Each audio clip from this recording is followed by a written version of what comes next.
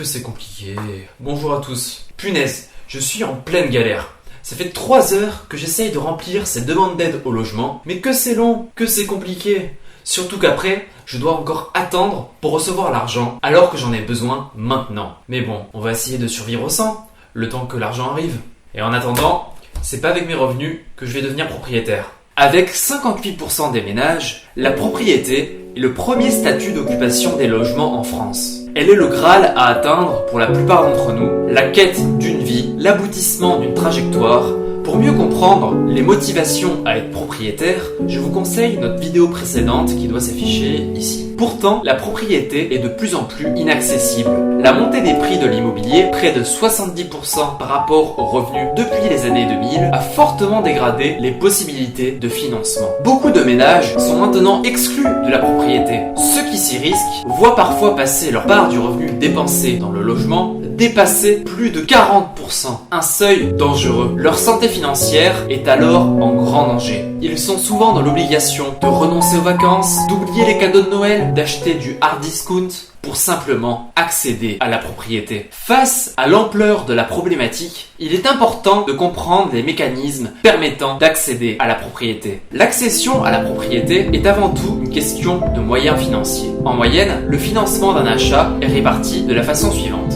20% liés à la vente d'un ancien logement, 20% d'apport lié à une épargne financière. Cet apport est de 15% lors d'un premier achat. Il faut savoir que l'aide familiale représente une part non négligeable de l'apport lors des premières accessions à la propriété. Cette aide, souvent issue des parents, représente en moyenne 23 et 19% du prix du logement. Un vrai outil de reproduction sociale face à la montée des prix du logement. Et enfin, 60% d'emprunt, 85% lorsque c'est un premier achat. La part de l'emprunt est croissante ces 20 dernières années en raison de l'augmentation des prix. Nous voyons bien que sans l'emprunt, aujourd'hui, il est extrêmement difficile d'acheter. Comme hier d'ailleurs, mais encore plus aujourd'hui en raison des prix élevés. 83,2% des acquéreurs en 2010 ont eu recours à l'emprunt. Mais pour cela, il faut avoir des revenus suffisants afin de supporter les mensualités. Les conditions de financement dépendent du taux d'intérêt. Plus le taux est grand, plus le financement est difficile pour les ménages modestes car le montant à payer est plus élevé. Ces conditions dépendent également de la durée du prêt. Plus il est long, plus les échéances de remboursement chaque mois sont basses. Entre 2004 et 2010, la durée de l'endettement est passée de 15 à 20 ans. En 2010, 30% des acquéreurs récents endettés avaient contracté un prêt immobilier d'une durée égale ou supérieure à 25 ans contre 20 ans en 2004. L'accès au crédit découle également de la volonté des prêteurs en fonction des conditions économiques.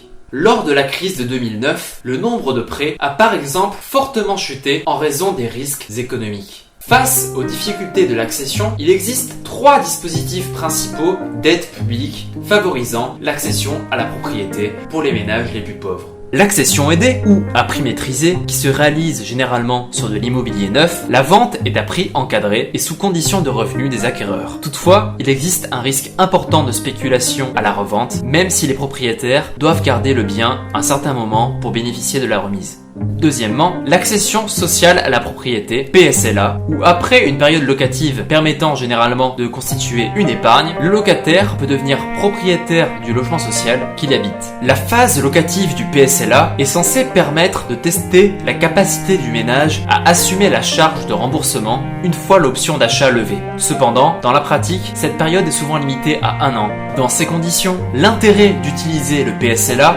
réside exclusivement dans le cumul des aides qu'il permet d'obtenir.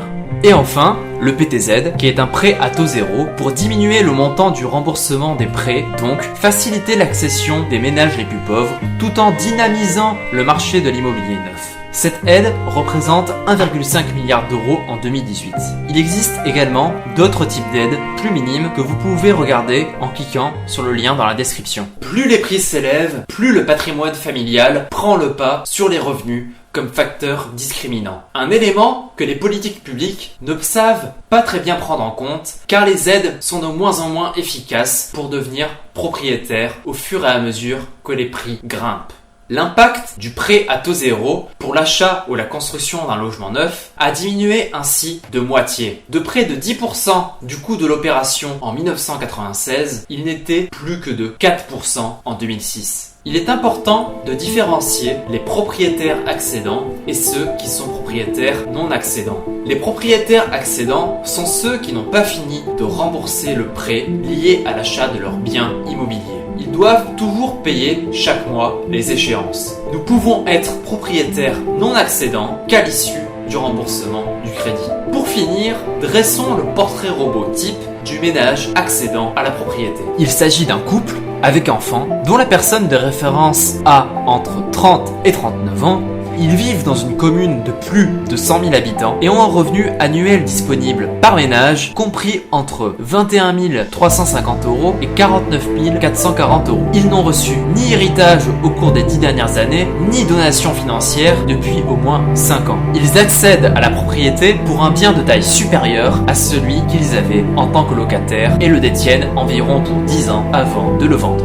Face aux difficultés de plus en plus nombreuses des ménages pour accéder à la propriété et l'inefficacité des aides, deux solutions sont possibles. Premièrement, tout simplement, faciliter l'accès à la propriété en agissant sur le prix des biens. En développant par exemple des formes alternatives de propriété, le démembrement foncier ou appelé autrement le BRS, en limitant les conditions de crédit des plus riches pour qu'ils achètent les logements moins chers, en organisant la fiscalité pour ne pas pénaliser les ménages accédants et facilitant la circulation des biens entre les générations.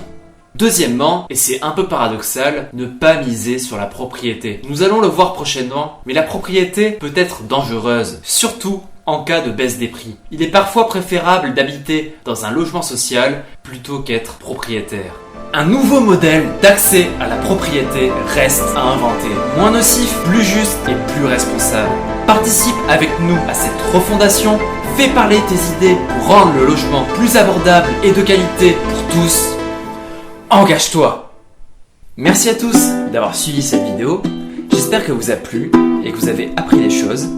Abonnez-vous en bas de la vidéo pour ne pas manquer nos prochains rendez-vous. Vous pouvez également mettre des pouces bleus et partager la vidéo, ça permettra de mettre en avant la chaîne.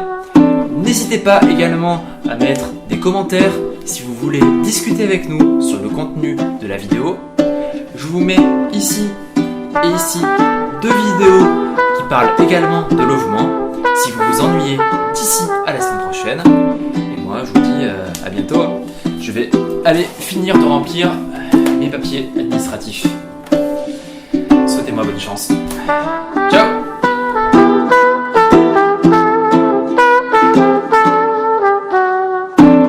I don't wanna